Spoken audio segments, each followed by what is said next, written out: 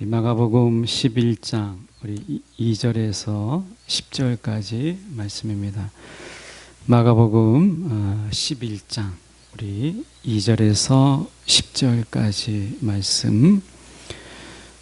제가 가진 성경으로는 신약성경 73쪽의 말씀입니다. 제가 봉독해 올립니다. 마가복음 11장 2절에서 10절까지 말씀. 이르시되 너희는 맞은편 마을로 가라. 그리로 들어가면 곧 아직 아무도 타보지 않는 나귀 새끼가 메어 있는 것을 보리니 풀어 끌고 오라. 만일 누가 너희에게 왜 이렇게 하느냐 묻거든 주가 쓰시겠다 하라. 그리하면 즉시 이리로 보내리라 하시니 제자들이 가서 본즉 나귀 새끼가 문 앞 거리에 메어 있는지라.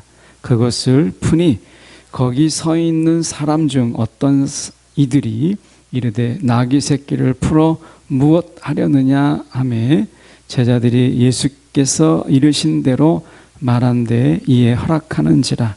나귀 새끼를 예수께로 끌고 와서 자기들의 겉옷을 그 위에 얹어 놓음에 예수께서 타시니 많은 사람들은 자기들의 겉옷을 또 다른 이들은 들에서 벤 나뭇가지를 길에 펴며 앞에서 가고 뒤에서 따르는 자들이 소리 지르되 호산나 찬송하리로다. 주의 이름으로 오시는 이여 찬송하리로다. 오는 우리 조상 다윗의 나라여 가장 높은 곳에서 호산나 하더라. 아멘. 오늘 말씀을 통해서 길을 맡긴 나귀 새끼, 길을 맡긴 나귀 새끼라는 제목으로 함께 말씀을 저희가 보려고 합니다. 나귀 새끼에 대한 오해가 있어요. 그것이 무엇이냐면 겸손. 예수님께서 지금 이 장면 속에서 겸손의 왕으로 오셨다 이렇게 이야기하고 있는 부분 속에서 나귀 새끼를 타셨다. 말이 아니고 나귀 새끼를 타셨다라고 하는 부분 속에서 우리는 예수님의 겸손을 보려고 하잖아요. 근데 그 부분은 사실은 본문에 대한 오해라고 볼 수 있어요. 그래서 우리가 이 나귀 새끼를 탄 것이 단순하게 예수님의 겸손, 사실은 이 본문은 예수님의 겸손과는 사실은 무관한 그런 본문으로 되어 있어요. 그래서 우리가 나귀 새끼를 탔다라는 것 때문에 예수님의 겸손을 말하는 것은 우리가 좀 더 확대된 해석 그리고 잘못된 해석일 가능성이 너무 많다라고 하는 것을 오히려 우리가 보려고 하는 것입니다. 당시에 예수님 당시에 이 나귀 새끼를 타는 것은요 오히려 겸손이 아니라 그것은 영광과 존귀를 드러내는 권위를 드러내는 일이었다라고 하는 것을 우리가 좀 더 이해할 필요가 있습니다. 당시에 1차 독자에게 나귀 새끼를 타고 갔다라고 하는 것은 이것은 영광이에요. 아무도 타지 않는, 아무도 타보지 않았던 나귀 새끼 등을 탄다라고 하는 것은 당시에 그것은 영광을 드러내는 것이고 권위를 드러내는 것이었다라고 하는 이런 배경 속에서 저희가 본문을 출발을 해야 된다라고 하는 것이죠. 그래서 혹시 여러분이 알고 있었던 나귀 새끼를 타고 갔다, 이것은 예수님의 겸손이다 라고 하는 부분들을 조금 내려놓고 우리가 본문을 보았으면 좋겠습니다. 우리가 함께 보려고 하는 것은 우리가 이 시대에 본문을 통해서 나누고자 하는 것은 우리가 이 시대의 나귀 새끼다. 나귀 새끼. 이 나귀 새끼는요 그 등에 탄 자가 어디로 가라 하면 가는 자예요. 이 나귀 새끼는 자기가 어디로 갈 바를 알지 못해요. 자기가 가야 될 목적지나 자기가 가야 될 어떤 행선지가 있지 않아요. 나귀 새끼 등에 누가 타느냐라고 하는 것이 그의 길을 결정해요. 어쩌면 우리는 이 시대의 나귀 새끼와 같은 존재다라고 하는 것이죠. 내 삶의 등에 누가 앉아 계시느냐에 따라서 우리의 길은 다르고 우리의 행선지는 다를 수밖에 없다라고 하는 것입니다. 여러분, 저와 여러분은 이 시대의 나귀 새끼로 우리의 삶의 등에 예수를 모시는 그런 자의 삶이 되길 원해요. 그래서 예수가 가고 싶고 예수가 원하는 곳에 우리가 가는 자가 되고 우리가 그곳에서 우리가 머무르는 이런 자가 되었으면 좋겠다라는 이런 말씀으로 저희가 한번 시작해 보려고 합니다. 2절을 보시죠. 2절에 보시면 이렇게 말씀합니다. 이르시되 너희는 맞은편 마을로 가라. 그리로 들어가면 아직 아무도 타보지 않은 나귀 새끼가 메어 있는 것을 보리니 풀어 끌고 오라. 이렇게 말씀해요. 그 굉장히 예언적이잖아요. 그러니까 어느 마을로 가라. 맞은편 마을로 가라. 그러면 거기에 이러한 나귀 새끼가 있을 것이다. 그거 끌고 와라. 이렇게 말씀하셨어요. 그러니까 예수님이 말씀하신 것은 가서 어디에 가서 나귀 새끼를 좀 구해와라. 이렇게 말씀하신 게 아니었어요. 어느 마을에 가면 그리고 거기에 나귀 새끼가 있는데 너희가 그것을 데리고 오라. 이렇게 말씀하신 거잖아요. 그러니까 이것은 그냥 부탁이 아니라 예언적 지시였다라고 하는 것입니다. 예수님께서 제자들에게 예언적으로 지시하셨다라고 하는 것이죠. 오늘 주님께서 우리 가운데 있어서도 우리가 아브라함에게 내가 지시할 땅으로 가라라고 하는 것은 명령이기 전에 그것은 예언적이죠. 내가 지시할 땅, 그게 어딘지 알지 못해요. 그런데 그곳으로 가라라고 말씀하신 거죠. 여러분, 우리는 주님을 우리가 섬기잖아요.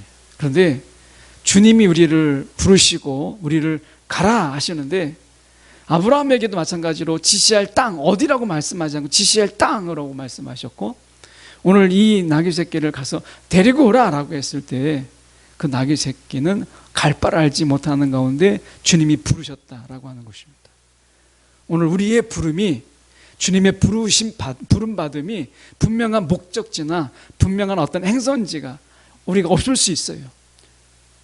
하나님이 나를 부르셨는데 저도 이제 하나님이 저를 부르셔서 목사가 되라라고 할 때 그 목회가 어떤 내용인지 그리고 어떤 사람들을 만나게 될 것인지 이거에 대해서 전혀 너가 어디 가서 목회할 것이다 이런 이야기가 없었어요. 제가 목사가 될 때 하나님이 저에게 너는 노원구 상계동에 가서 목회를 해 이렇게 말씀하지 않으셨어요. 하나님은 저에게 내가 너를 부르노니 이제 나의 일을 하라라고 하셨어요. 그리고 하나님이 그 인도하심 속에서 지금까지 온 거예요. 여러분, 하나님의 부르심 속에서 우리는 어떻게 할 바를 알지 못해요. 예. 여러분, 주님이 우리 가운데 삶의 구체적인 여러분이 주님의 부르심을 받았는데 5년 후에 10년 후에 여러분 구체적인 하나님의 계획이 있습니까? 없어요. 제가 좋아하는 구절 중에 하나가 시편의 말씀 속에서 주의 말씀은 내 발의 등이라 주님의 말씀은 내 발의 등이라 나의 삶의 서치라이시 아니라는 거예요. 내가 가는 길에 하나님께서 불을 쫙 비춰가지고 네가 갈 곳이 이곳이야 이렇게 하시지 않으셨어요. 하나님이 내 발걸음을 하루하루 인도하시는 가운데 여기까지 오게 하신 거예요. 여러분의 삶도 마찬가지라고 봐요. 우리는 마스터 플랜을 좋아하죠. 하나님 나를 부르셨을 때 나를 향한 완전한 퍼펙트한 하나님의 프로젝트가 무엇입니까? 하나님 마스터 플랜이 무엇입니까? 우리는 하나님께 요구하죠. 그런데 하나님은요 그렇게 말씀하지 않으십니다. 하나님과 함께 한 걸음 한 걸음 그 신실함과 우리가 충성된 마음으로 그리고 하나님과 동행하는 기쁨으로 하루하루 살아가는 거예요.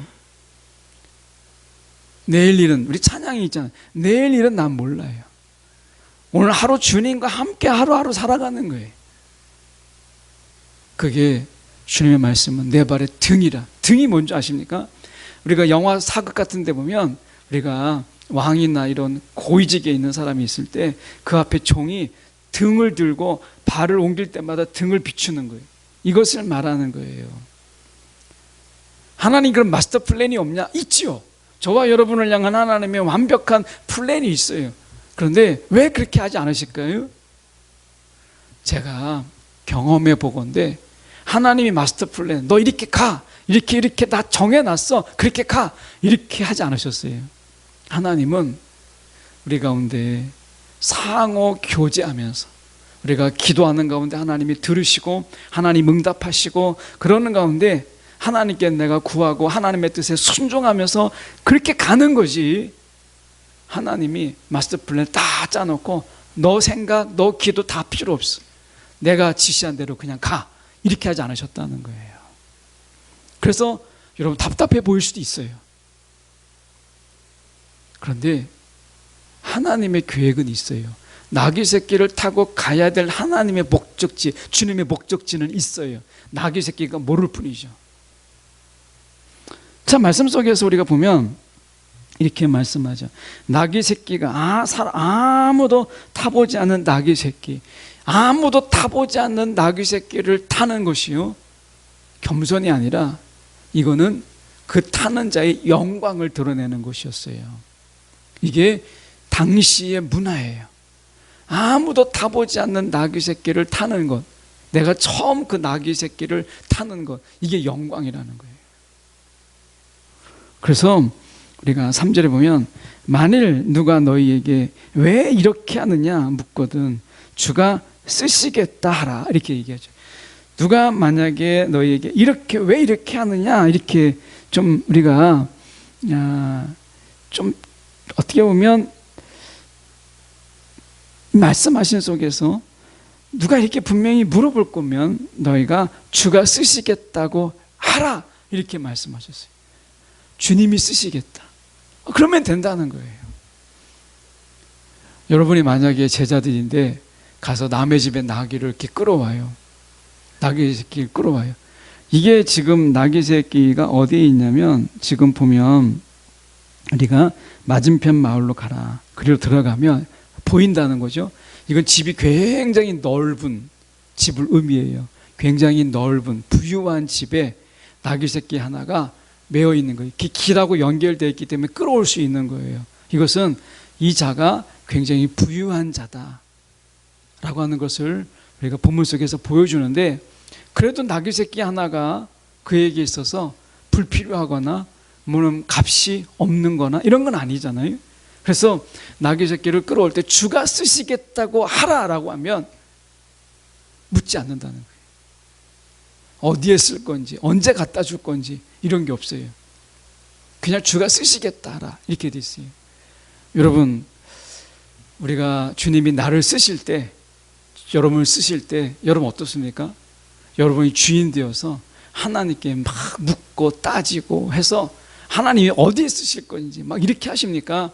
아니면 주님이 내 인생의 주인이시니까 그분이 우리를 향해서 내가 쓰겠다라고 하면 주님, 내가 여기 있나이다.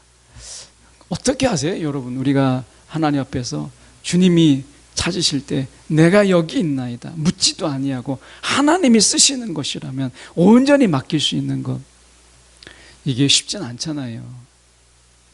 우리는 어디에 쓸 건지, 왜 쓸 건지 뭐 이런 것을 꼬치꼬치 묻는데 이 주인은 묻지 않았어요. 주가 쓰시겠다라 하면 그냥 주었어요.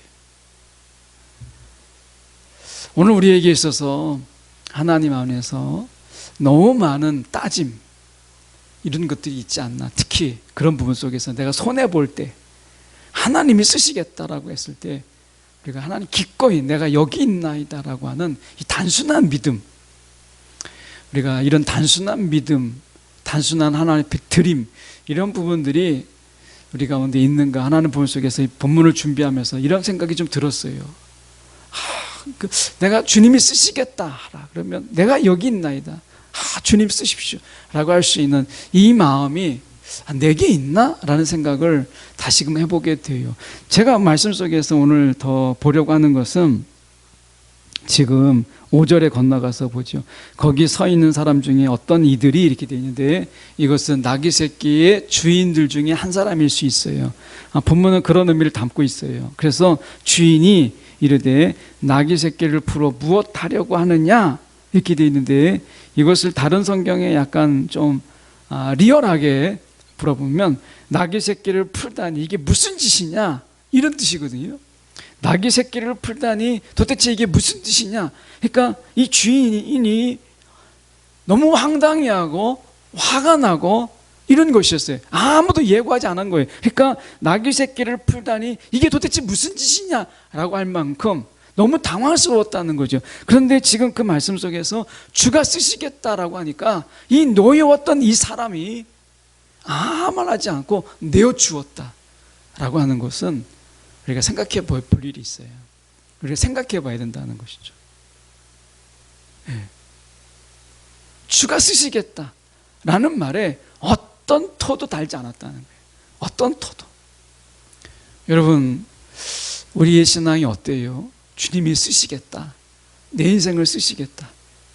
제가 대학 때 처음 주님의 부르심을 받았지만 한참 배회하다가 이제 31라고 하는 늦은 나이에, 물론 더 늦은 분도 있었지만 그 늦은 나이에 제가 신학을 했잖아요. 오늘 이제 교수님이 오셔서 이렇게 식사하면서 이야기를 나누는데 그 교수님의 그 아버님은 40대에 목회를 시작하셨더라고요. 신학을 가고 야, 나도 좀 늦진 않았구나 이런 생각이 들었는데 어쨌든 그때 당시에 제 인생에 있어서는 좀 늦은 나이였어요. 더 빨리 갈 수 있었던 상황이었는데 그럴 때 주님이 내가 너를 쓰고자 한다 할 때 저는 도망 다녔어요. 그리고 그것을 쉽게 용납하지 못했어요. 제가 하나님께 제일 많이 따진 게 뭔지 하면 돈이었어요. 돈. 제가 장남이고 어쨌든 간에 뭐 잘났든 못났든 내가 장남인데 하나님, 내가 부모를 모셔야 되고 나는 많은 돈이 필요한 사람입니다. 뭐 이렇게 하나님 앞에 이야기했어요. 하나님 앞에 돈을 핑계대고 막 그렇게 했던 그때 순간들이 있었어요. 제가 지금 다시 돌아보면 주가 쓰시겠다, 내가 너를 쓰겠다라고 얘기했을 때 내가 여기 있나이다라는 말을 왜 못했을까? 왜 그 많은 토를 달고 왜 많은 그런 변명들을 이야기했을까라는 생각이 들어요. 여러분, 주님이 쓰시겠다라고 하면 내가 여기 있나이다, 아멘 하세요. 여러분, 그게 정말 복받은 인생이에요. 예, 삶은 물론 어렵죠. 주님이 쓰심을 받는 삶은 여러분 그렇게 사실 녹록한 삶은 아니에요. 예, 쉽지 않아요.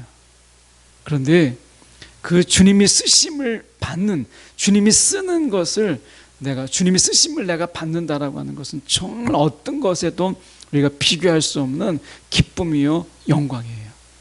여러분, 어려움은 있어요, 분명히. 그런데 주님이 여러분을 쓰시고자 할 때 내가 여기 있나이다 라고 말할 수 있는 그런 단순하고 담백한 이런 청년의 신앙이 있었으면 좋겠다 라고 하는 거예요. 여러분, 어른이 되면, 나이가 들면요, 그런 게 있더라고요. 나이가 들면 막 이것저것 따지는 게 많아요. 그래서 뭔가 하는 게 어렵더라고요. 이 나이가 들면 이게 점점 더 따지고 돌아보고 꼼꼼하게 뭔가 뒤져보고 자꾸 돌다리도 두들기는 이런 마음이 생기는데, 청년의 신앙이 뭐예요? 청년의 신앙, 한번 다 꽂히면 묻지도 따지지도 않잖아요. 주님이 쓰시겠다라고 하면 청년의 신앙은 뭐예요? 내가 여기 있나이다. 이게 청년의 신앙이죠. 저처럼 나이가 들고 그러면 이제 주님이 쓰시겠다 이렇게 얘기하면 어디에 쓰실 건지, 언제까지 쓰실 건지, 어디에, 어떤 용도로, 그리고 그 속에 따르는 나의 대가 지불이 무엇인지 막 이런 걸 따지게 돼요. 그러다 보면 주님이 쓰시겠다고 해도 안 됩니다. 이 얘기가 먼저 나옵니다. 이것은 성숙의 신앙이 아니고 사실은 우리가 이 단순한 믿음에서 나오는 게 아니에요. 이것은 사회 속에서 내가 그만큼 이제 하나님의 온전한 믿음, 온전한 그분의 기됨이 두렵고, 때로는 그것이 내가 마음이 놓이지 않는 약한 신앙의 모습인 거예요. 여러분은 안 그렇잖아요. 청년의 신앙은 주님이 쓰시겠다 그러면 내가 여기 있나이다 말할 수 있는 신앙이잖아요. 이 신앙이 정말 멋있어 보여요. 말씀에 보면 우리가 이렇게 말씀합니다. 7절을 보시면 낙이 새끼를 예수께로 끌고 와서 자기들의 겉옷을 그 위에 얹어 놓음에 예수께서 다시 이렇게 되어 있습니다. 이 겉옷을 그 위에 올려 놓았다라고 하는 이것은요, 예수님이 왕이다라고 하는 것을 이야기하는 거예요. 그러니까 스가랴서 우리가 9장 9절에 보면 공의로우신 왕, 구원을 베푸시는 왕, 그가 나귀 새끼를 타고 오신다라고 예언되어 있어요. 그러니까 나귀 새끼를 타고 오는 그가 공의로운 왕이요 구원을 베푸시는 왕이다라고 이야기하고 있다는 거예요. 여러분, 이미 스가랴 9장 9절에 그들은 이제 나귀 새끼를 타고 오는 그가 공의로운 왕이요 구원을 베푸시는 왕이라고 하는 것을 알고 있었어요. 예수님께서도 이 나귀 새끼를 탄 것은 그가 메시아이다, 내가 유대인의 왕이다라고 하는 것을 인정한 거예요. 이것은 이제 예수님께서 자신을 드러낸 거예요. 자신의 정체가 드러낸 거예요. 나는 메시아이고 나는 공의로운 왕이요 그리고 나는 구원을 베푸시는 왕이다, 나는 유대인의 왕이다 라고 하는 것을 이 나귀 새끼를 타고 들어옴으로 인해서 그것을 스스로 인정하고 선포한 거예요. 겸손이 아니라. 그러면서 그는 예수 자신이 유대인의 왕인 것을 이제 드러냈고 메시아인 것을, 너희가 그렇게 기다리는 메시아다라고 하는 것을 선포한 거예요. 일반적으로는요, 예루살렘 성을 입성할 때는 걸어서 입성합니다. 그런데 예수님께서 나귀 새끼를 타고 들어가는 것은 겸손이 아니라 정반대, 권위를 이야기하는 거예요. 권위, 영광과 권위를 이야기하는 거예요. 그래서 모든 사람들이 메시아인 것을 알아보고 겉옷을 벗고 그 다음에 어떻게 그걸 깔고, 그리고 옷을, 우리가 그들이 나뭇가지를 흔들었잖아요. 열왕기하 9장 13절의 말씀에 보면 왕의 신하들은 각각 얼른 자기 옷을 벗어서 예후의 발 아래 깔았다, 예후가 왕이다라고 선포합니다. 이게 열왕기하 9장 13절이에요. 그러니까 유대인의 사고 속에서는 지금 뭐냐면 왕이 나타났다 그러면 어떻게 겉옷을 다 벗어서 그것을 바닥에 깔고 그가 왕이신 것을 선포했어요. 이게 지금 바로 그런 거예요. 예수님이 유대인의 왕이다 라고 하는 것을 다 알았다는 거예요. 나귀 새끼를 타고 와서 그것을 오는 것을 보면서 그가 왕이시구나, 메시아구나 라는 것을 다 알았다는 거예요. 그래서 겉옷을 벗고 나뭇가지를 막 흔든 거예요. 예수님은요, 이것에 대해서 부인하지 않았어요. 예수님이 내가 메시아이다 라고 하는 것을 보이셨어요. 예. 그런데 우리가 문제가 무엇이냐면, 우리가 보면 9절에 봅니다. 9절에 보면 앞에서 가고 뒤에서 따르는 자들이 소리 지르되 호산나 찬송하리로다. 이 호산나는요, 히브리어인데 이것은 일종의 조어예요. 만든 언어예요. 이 호산나라고 하는 것은, 호산나라는 의미가 우리가 어떤 것이냐면 하나님이 자기 백성을 구원하리라고 하는 기도와, 그러니까 우리를 구원해 주세요라고 하는 그 기도와 그분에 대한 찬양, 기도와 찬양의 이것을 합성어예요. 이게 호산나예요. 호산나. 그러니까 호산나라고 하는 것은 우리가 우리를 구원해 주시기를 원하는 간절한 기도와 그분을 높이는 찬양, 기도와 찬양의 합성어가 호산나예요. 그러니까 그들이 호산나 호산나 외친 것은 예수님이 메시아이고 이제 우리를 구원해 주세요 라고 하는 그 말이죠. 그러면서 우리가 이야기하기를 이렇게 이야기하잖아요. 10절을 보십시오. 찬송하리로다. 오는 우리 조상 다윗의 나라여 가장 높은 곳에서 호산나 하더라, 이렇게 되어 있습니다. 가장 높은 곳에서라는 말은 지극히 높은 곳에 계신 하나님이라는 의미를 가지고 있어요. 결국 지극히 높으신 그 하나님, 다윗의 왕국이여 이 땅에 임하소서라는 의미를 가지고 있는 것이죠. 자, 그들은요 메시아를 알아봤습니다. 이 나귀 새끼는 예수님이 인도하시는 예루살렘으로 입성했어요. 자, 겸손이 아니라는 거예요. 자, 그러면 예수님이 메시아인 것을 인정했고 그들은 메시아인 것을 알아보았고 그래서 겉옷을 깔고 그리고 종려나무 가지를 흔들었어요. 나뭇가지를 흔들었어요. 근데 문제가 뭐죠? 우리는 그 문제를 알고 있어요. 예수는 메시아인 것은 맞았지만 그들이 원하는 메시아는 아니었다라는 것에 있죠. 예수님은 어떤 메시아였어요? 십자가에서 죽으시는 메시아였어요. 이들이 원하는 메시아는 뭐였어요? 로마 정부를 무너뜨리고 이스라엘을 재건하는 그런 군사적이고 다분히 정치적인 이런 메시아를 원했던 것이죠. 근데 예수님은 십자가에서 죽으시는, 그냥 허무하게 메시아를 그렇게 기다렸는데 그 메시아가 십자가에서 그냥 죽으셨어요. 얼마나 허무하겠어요.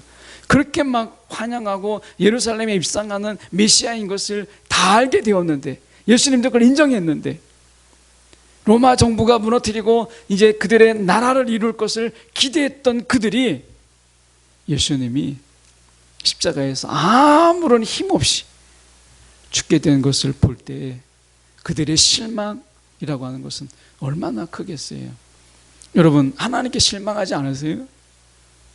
여러분, 하나님이 여러분을 실망시키지 않으시던가요?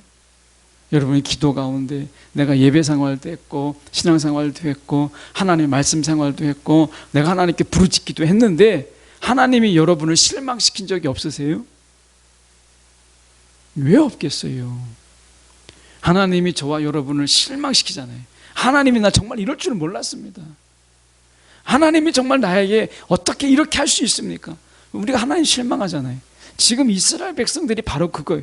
메시아를 기다렸고 그 메시아가 지금 눈앞에 나타났는데, 나귀 새끼를 타고 나타났는데, 예루살렘 성에 입성했는데, 그 메시아가 어떤 메시아예요? 십자가에서 유월절에 어린 양으로 십자가에서 죽으시는 메시아예요. 이걸 인정하고 싶겠어요? 그러니까 유대인들이 지금도 그걸 인정하기 어려우니까 어떻게 해요? 실패한 선지자다, 이렇게 말하고 있는 것이죠. 이슬람도 우리가 예수님에 대해서 실패한 선지자로 이야기하잖아요. 인정하고 싶지 않으니까. 여러분, 우리가 기억해야 될 것은 예수님께서 분명히 메시아인 것을 드러내셨지만 그들이 생각하는 메시아가 아니라 예수님은 하나님이 원하시는 메시아로 섰다는 거예요. 하나님이 원하시는 메시아로. 여러분, 저와 여러분은 부름받은 자예요. 그런데 사람에게 잘 보이려고, 사람에게 뭔가 인정받으려고, 세상에 내가 좀 인정받으려고, 여러분 그렇게 살면요, 결국에는 여기 나와 있는 것처럼 우리가 하나님 주님을 오해해요. 그 메시아를 오해해요. 메시아를 보고도 메시아인 걸 알았는데도 불구하고 여러분, 메시아가 원하는 삶을 놓치는 거예요. 오늘 예수님께서 보이신 것은 뭐예요? 어떤 메시아예요? 하나님의 메시아. 사람들이 바라고 원하던 메시아가 아니라 주님이 바라시는 메시아. 부름받았어요, 저와 여러분이. 그런데 이제 부름받은 자는요, 결국 누구를 쫓아야 되고 누구를 따라야 돼요? 부르신 자를 따라야죠. 그게 주님이고 그게 하나님이잖아요. 나를 부르신 자를 따르는 거예요. 나를 부르신 자를. 그런데 우리가 어떻게 해요? 세상을, 사람을 쫓아요. 그러지 말라는 거예요. 나귀 새끼는 저는 다르게 보이더라고요. 나귀 새끼가 그냥 가라가면 가고 서라면 서고 그러는 거예요. 예루살렘 성에 들어가라. 그런데 나귀 새끼는 어떤 욕심도 없어요. 내가 태우고 있는 이 사람이 어떤 사람이 된다라고 하는 모든 것을 다 내려놓고, 우리는 이 시대에 나귀 새끼지 종려나무를 흔드는 그런 사람들이 아니었다는 거예요. 그때 겉옷을 내려놓고 종려나무를 흔드는 자들이 메시아, 어떤 메시아? 내가 원하는 메시아, 내가 조정할 수 있는 메시아, 이런 걸 원했잖아요. 여러분, 내가 원하는 예수님을 원하십니까? 아니죠. 주님이 원하는 내가 중요한 거지 내가 원하는 예수가 중요한 게 아니잖아요. 근데 우리 신앙의 포인트가 자꾸 내가 원하는 하나님, 내가 바라는 예수님, 이게 우리 신앙의 방향이 돼버리고 말았어요. 신앙의 초점은 그게 아닙니다. 내가 바라는 예수, 내가 바라는 하나님이 아니라 그분이 바라는 나, 그분이 원하는 나죠. 이게 신앙의 방향점이잖아요. 사람들은 내가 원하는 메시아가 아니니까 돌을 던졌어요. 십자가에 못 박아라. 메시아인 걸 알았거든요. 유대인의 왕인 걸 알았어요. 그렇게 기다리던 왕이었어요. 그런데 내가 원하는 왕의 모습이 아니니까 십자가에 못 박으라고 돌을 던지고 소리를 쳤어요. 오늘 우리는 그렇지 않나요? 종려나무를 흔드는 그 중에 우리가 그 한 사람은 아닐까요? 내가 원하는 하나님, 내가 바라던 하나님, 내가 조정할 수 있는 하나님, 내 마음대로 부릴 수 있는 하나님, 그런 하나님을 혹시 믿지 않으십니까? 아니에요. 저는 이 속에서 가장, 이 등장인물 중에 가장 순수한 동물이 있다면 사람 포함해서 그건 나귀 새끼예요. 종려나무를 흔드는 나귀 새끼를 데리고 온 제자도 아니었어요. 여기에서 나귀 새끼. 그래서 우리가 나귀 새끼를 좀 주목할 필요가 있지 않나. 그래서 저는 나귀 새끼의 마음을 좀 우리가 품자. 가러 가면 가고 서라면 서고 그분을 태우고 갈 수 있는 삶, 이런 삶을 우리가 살아가야 하는 것이 청년의 신앙이 아닐까 하는 생각을 해보게 돼요. 여러분, 그분의 권위와 영광 앞에 나를 내려놓을 수 있는, 이것이 나귀 새끼의 본이잖아요. 여러분, 우리가 살면서 그런 생각을 해보게 됩니다. 여기에서 하나님, 예수께 열광했던 그들, 우리가 팬이냐 제자이냐라고 하는 책에서 보면, 팬은요, 제자와의 차이가 뭐냐, 팬은 내가 좋을 때는 한없이 좋다가 나를 실망하면, 내가 실망하면 그를 떠납니다. 이건 팬이에요. 팬. 이건 팬이에요. 이 팬은 나중에 다 떠납니다. 팬들은. 혹시 여러분 예수님의 팬은 아니에요? 좋을 때 막 나에게 막 선물도 주고 나에게 뭔가 복을 줄 때는 막 박수치고 예수님이 최고라고 하다가 어느 순간 실망 한번 시킬 때 원망하고 하나님을 욕하고 그런 자 아닌가요? 제자는 그런 게 아닙니다. 대가를 지불하고 주님의 뜻을 끝까지 따라가는 자를 제자라고 해요. 내게 손해가 돼도. 오늘 그 제자의 마음이 어디서 보이느냐? 이 나귀 새끼에서 보이지 않아요? 이 본문의 역설은 사람들이 이 나귀 새끼를 통해서 부끄러움을 당하는 장면이잖아요. 저와 여러분이 오늘 나귀 새끼가 되어서 주님이 가라 하는 곳에 가고 서라 하는 곳에 설 수 있는, 주님을 태우는 자, 주님과 함께 가는 자, 우리가 그런 자의 삶이 우리 가운데 있기를 간절히 소망합니다. 기도하겠습니다. 사랑이 많으신 하나님 아버지, 주님 이 시간에 기도합니다.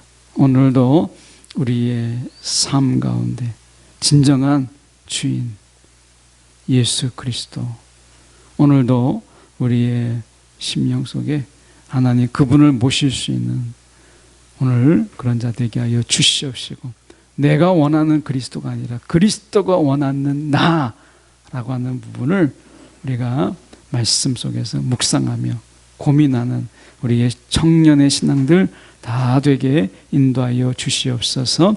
살아계신 예수 그리스도를 받들어 기도드리옵나이다. 아멘.